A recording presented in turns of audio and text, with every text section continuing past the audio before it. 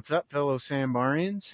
So today I'm here with Goober Chan, my 97 Sambar Diaz, fuel injected.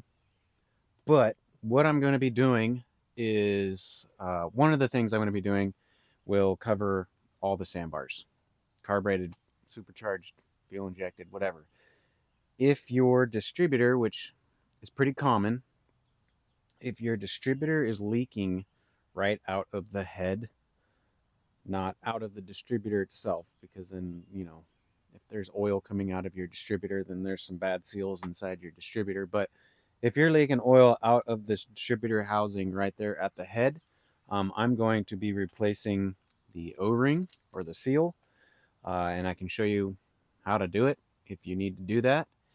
And also, since I'm going to be in that area, I've been having some issues that I would like to try and solve. It's not a big deal, but it's just kind of, is it going to get worse? Is it going to leave me stranded?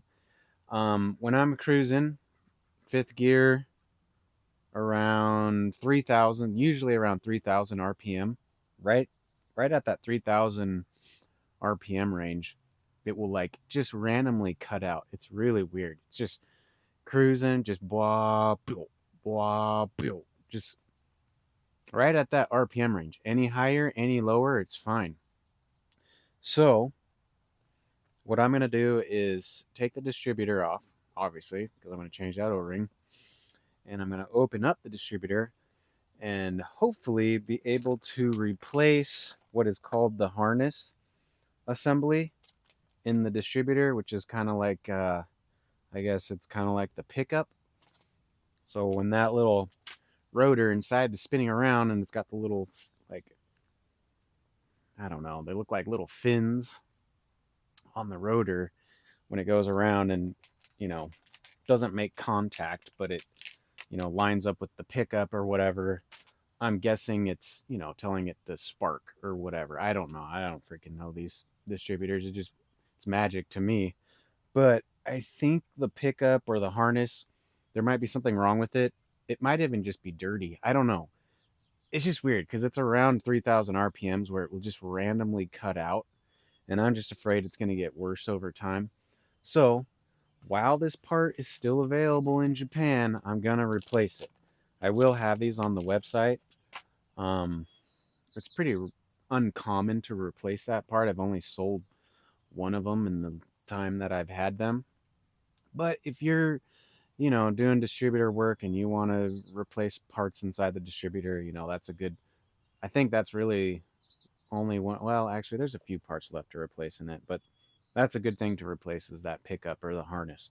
So anyways, I'm going to show you how to take the distributor off, how I do it anyways, and then change that O-ring, and we'll change that harness, and we'll put it back in, and that'll solve a little bit of an oil seep. It's not really leaking, but, it's seeping, so stuff is wet. So we'll solve that problem, and hopefully we'll solve that problem of it cutting out around 3,000 RPMs. So let's get to it. Before you do anything, mark where your distributor housing is on the head.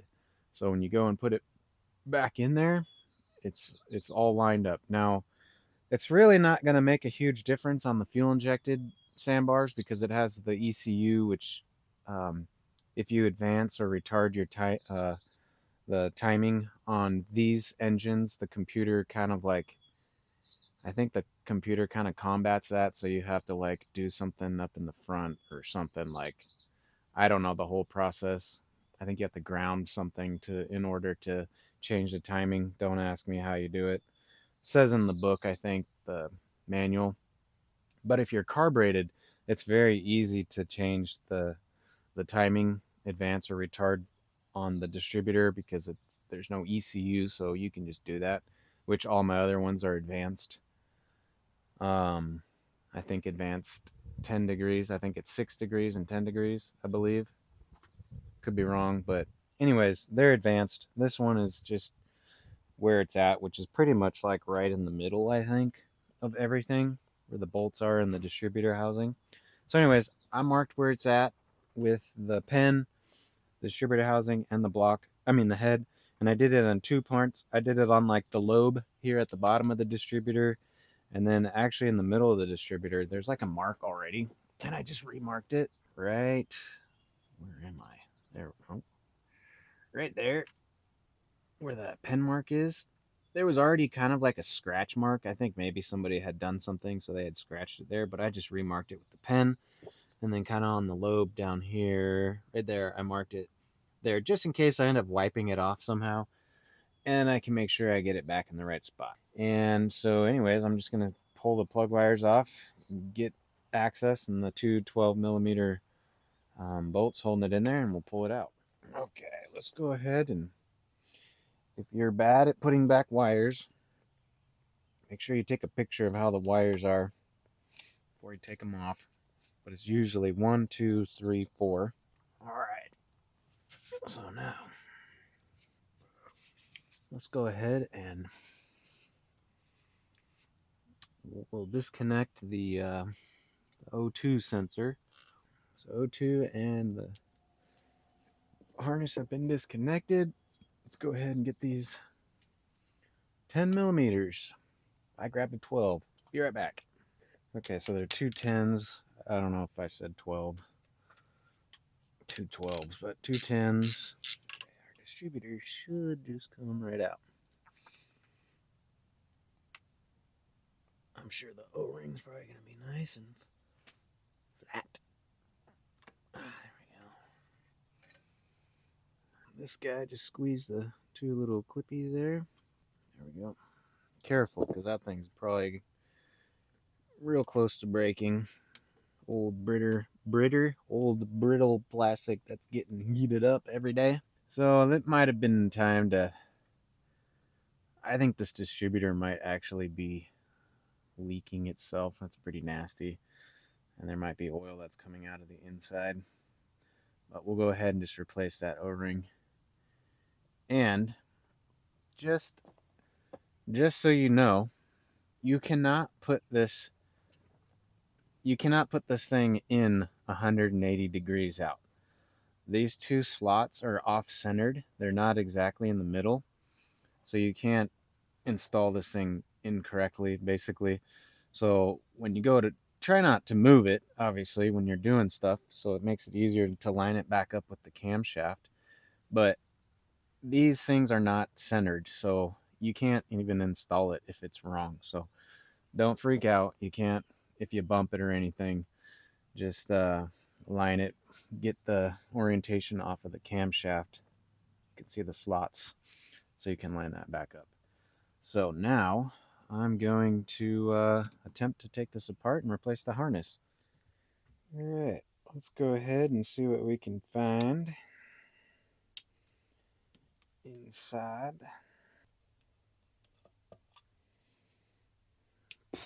Man, yeah, we might be getting some oil inside there that's causing some issues. I'm gonna have to replace the seal here because they kind of swell up and lengthen when they get hit with oil. So I'll have to replace that guy because that ain't gonna go back in there again. Throw that out. That's the guy we want to replace right there.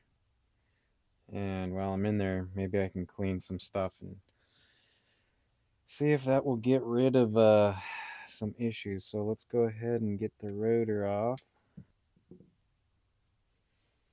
Set that aside.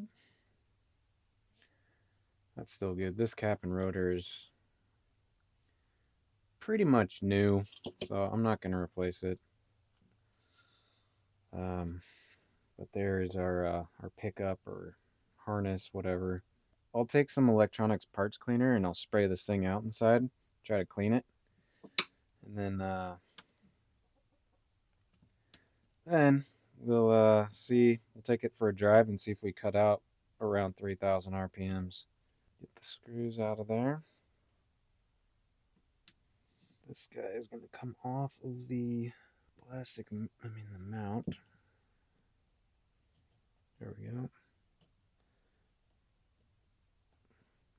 You can press down on that guy and it will slide off of the the little mount there. And then obviously this just slips in, but it's old, so it's sticky. There we go. So there's like our pickup. There is definitely some oil on it. So I don't know. That might be hopefully the problem we're having. And again, there's plenty of oil inside there. Yikes. So I'm gonna electronic parts clean that, get some of that oil out of there, and then we'll put the new like pickup install inside there. Okay, did a little bit of a electronic cleaner inside there. I guess the one benefit of oil running through there, it keeps the bearings lubricated. Oh man. Okay. So let's go ahead and open up our aluminum bag. Ooh, look at that. Do not eats. I love some of those do not eats. All right, here's our new harness, pickup, whatever. So let's get that guy reinstalled. Push that guy down.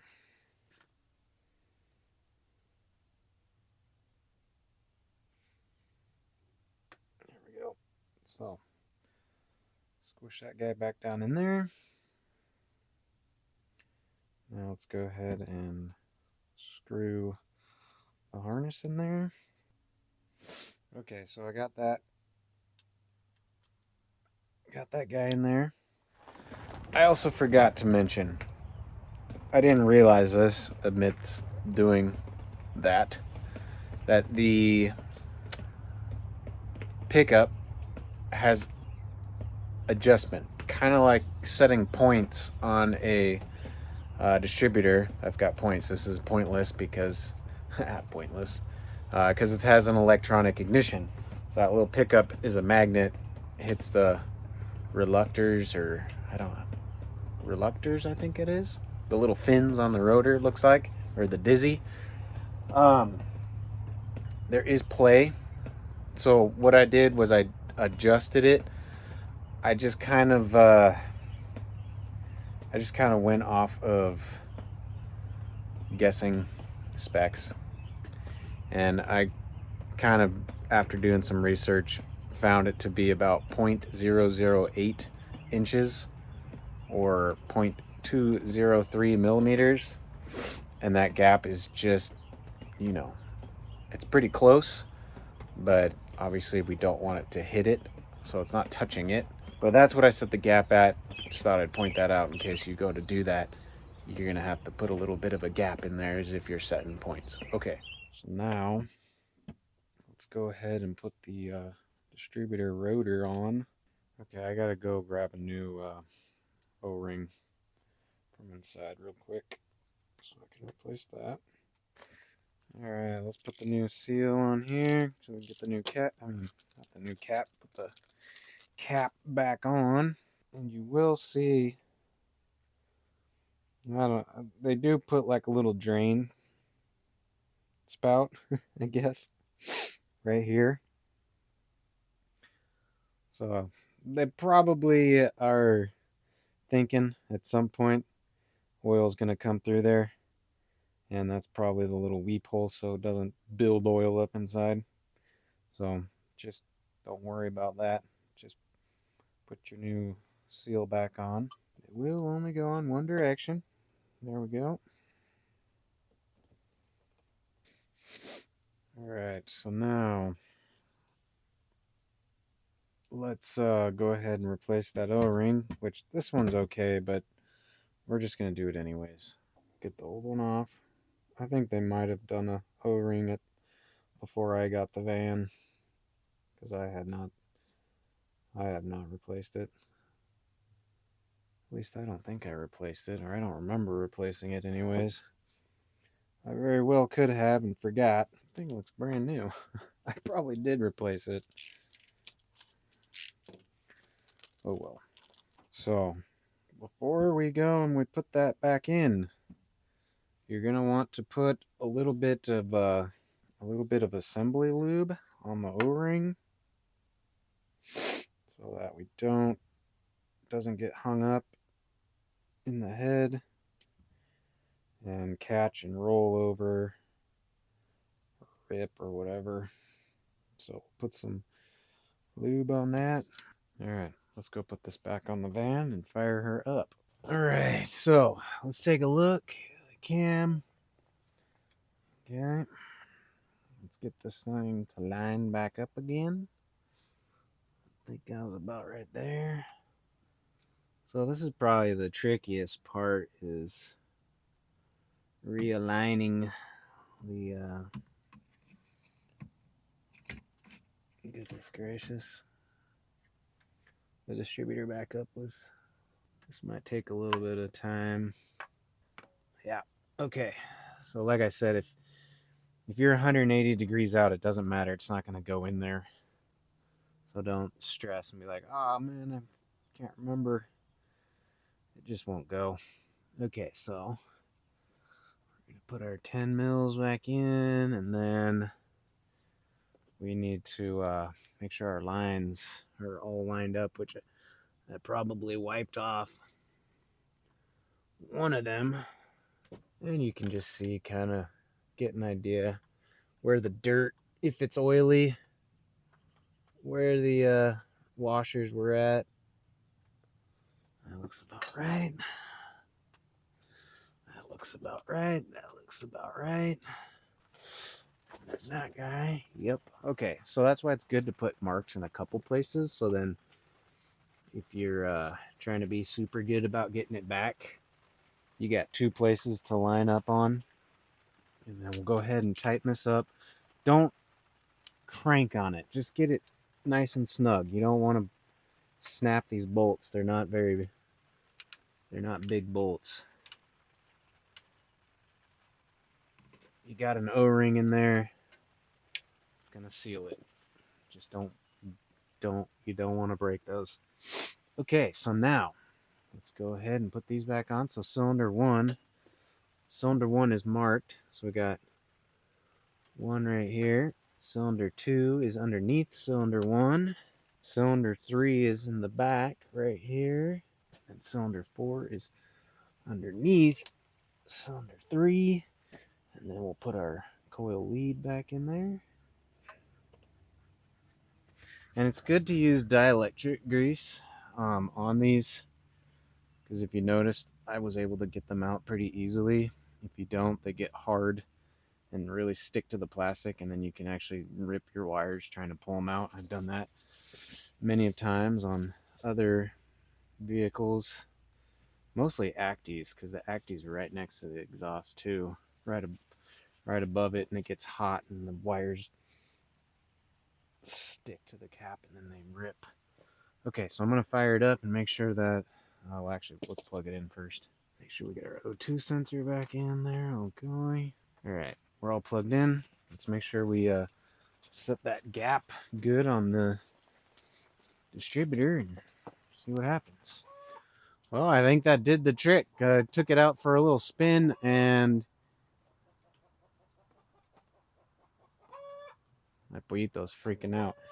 I took it out for a little spin, and around it's like in the 3,000, low 3,000 RPM range. It kind of would cut out just randomly. And I just took it out, and that seemed to have gone away. I don't know if it was because I replaced that harness, or maybe there was some oil on the old one, and maybe I could have cleaned it. I don't know. But again, it's good just to replace these old parts before they become discontinued anyways, while you still can. So that seemed to have worked. Pollito. So yeah, hopefully that was helpful. Changing the O-ring, changing that pickup or harness if you need to. Just kind of showing you that that part is something that you can replace on your distributor if you think you need to replace it. Again, that is on the fuel injected or supercharged models only. Carbureted have different distributors altogether. There's actually no vacuum advance on this one. It's all electronic and blah, blah, blah. So anyways, hopefully that was helpful. That part is on my website. And anything else related to the distributor is on my website. Right there. okgarage.com. Yeah, cool. Thanks for watching, guys. I really appreciate it. I will be doing oil pan, and rod bearings on this guy next, and I'll show you how to do it. Cool. Take it easy, guys. See you on the next one.